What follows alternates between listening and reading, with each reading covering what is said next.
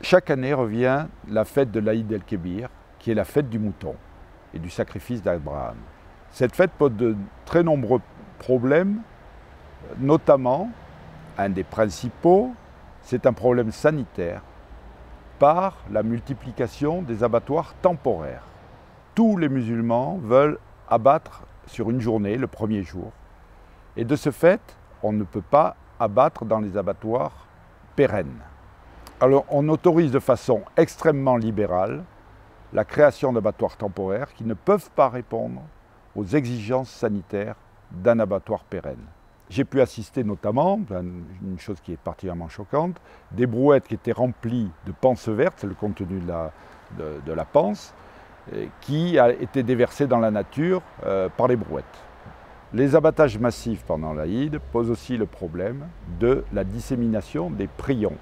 Ce sont des facteurs pathogènes qui sont la cause de la maladie de Creutzfeldt-Jakob, une maladie extrêmement grave. Pourquoi?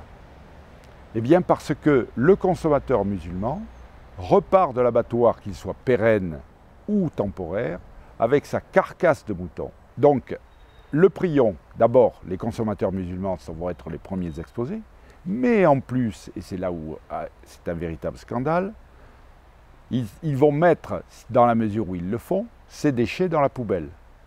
Et quand on sait que le prion est un organisme qui peut survivre pendant 70 ans dans le milieu extérieur, on voit que les causes de contamination peuvent être grandement augmentées et c'est un véritable scandale.